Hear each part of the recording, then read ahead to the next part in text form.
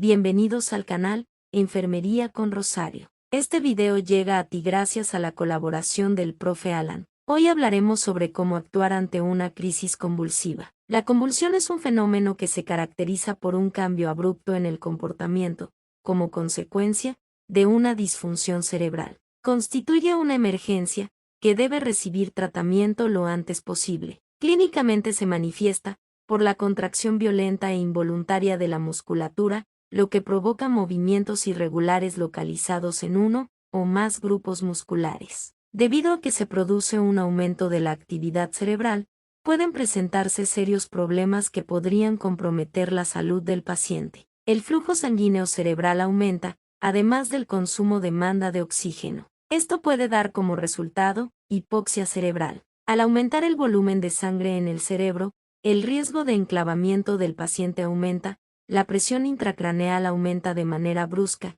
y este es el efecto más dañino de la convulsión. El paciente puede presentar hipertensión arterial, producida por el aumento de catecolaminas. La disminución o pérdida de conciencia puede ocasionar la pérdida de los reflejos protectores de la vía aérea, facilitando así la broncoaspiración. Y no olvidemos que pueden producirse traumatismos o lesiones externas por golpes involuntarios. Los principales factores detonantes que precipitan la convulsión son los siguientes: fiebre, falta de sueño, antihistamínicos, hiperhidratación, trastornos electrolíticos, hipersedación, abstinencia alcohólica, alcalosis, hipocalcemia e hipomagnesemia.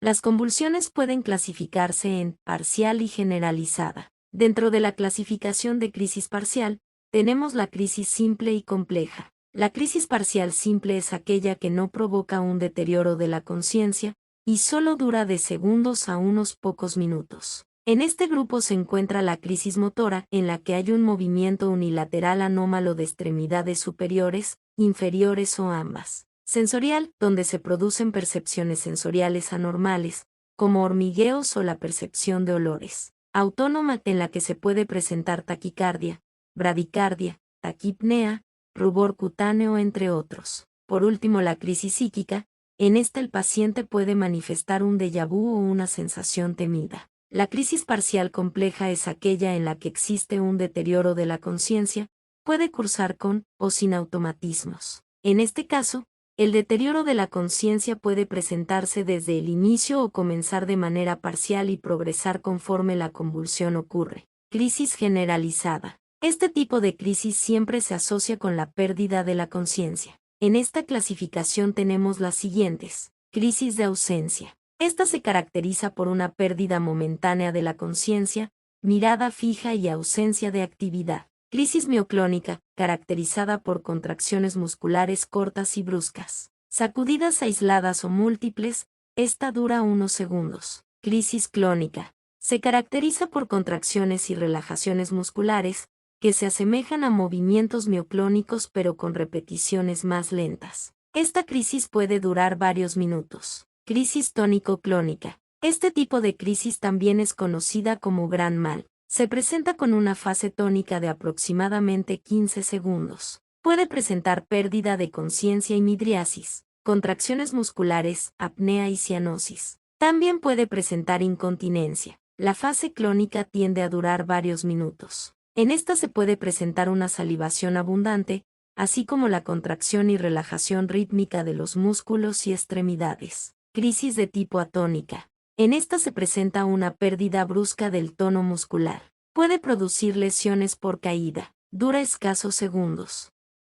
Actividades enfermeras. Estas se centran en 3 actividades: mantener la vía aérea permeable, limitar la crisis y evitar posibles lesiones traumáticas. Además de esto, la enfermera debe instruir al paciente a reconocer los pródromos, que son síntomas premonitorios a la crisis. Algunos ejemplos de aura o pródromos son: sensación de malestar gástrico, mal sabor de boca, percepción de olores extraños, hormigueos o alteraciones visuales. Actividades enfermeras antes de la convulsión. Se debe proteger al paciente de los objetos cercanos, que pueden causar lesiones. Si el paciente se encuentra en cama, asegurar los barandales, colocar almohadas, asegurarse de que la cama tiene puesto el freno, procurar no utilizar objetos frágiles como termómetros de cristal. Debido a que podría ser necesario aspirar, se debe disponer de equipo de aspiración. Una cánula de Guedel del tamaño adecuado para mantener la permeabilidad de la vía aérea. Si se trata de un paciente de alto riesgo,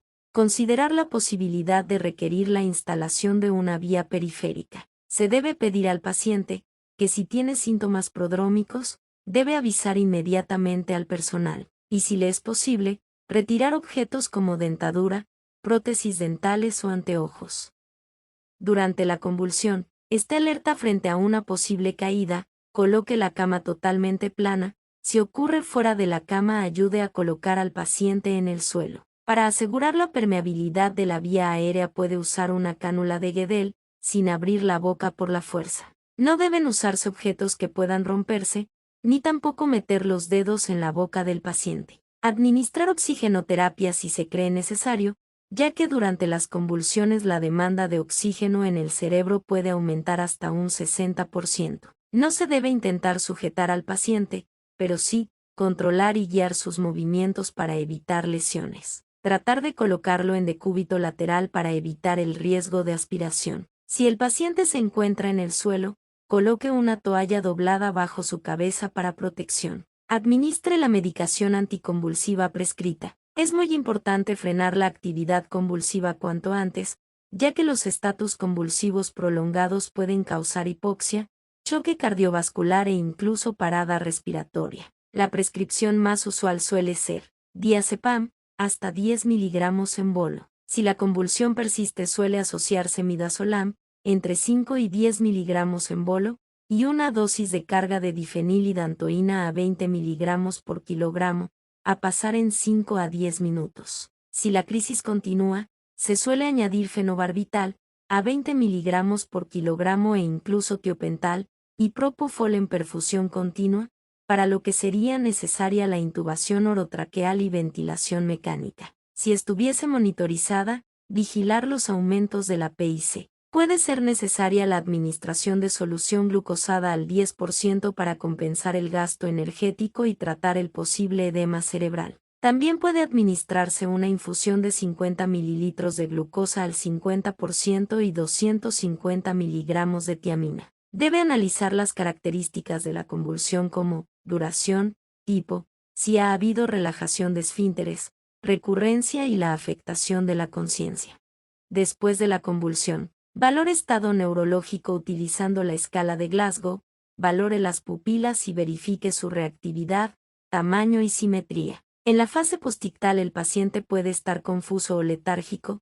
En cuanto recupere la conciencia se debe reorientar al paciente y tratar de tranquilizarlo. Observe y valore posibles afectaciones de la movilidad en las extremidades y busque plejías o paresias. Observe y valore en busca de lesiones ocasionadas durante la convulsión, haciendo énfasis en la cavidad bucal. Proporcione un entorno sin excesiva iluminación y ruido si es posible. Se recomienda realizar una extracción analítica para valorar glucemia, electrolitos, calcemia, pruebas toxicológicas, coagulación, gasometría arterial, función hepática y renal, y cualquier otra prueba que se considere necesaria. Por último, realice un registro completo de la convulsión y evolución de la misma en la hoja de enfermería. Hemos llegado al final del video. Espero que esta información te sea de mucha utilidad. Si este video ha sido de tu agrado, no olvides darle like y suscribirte.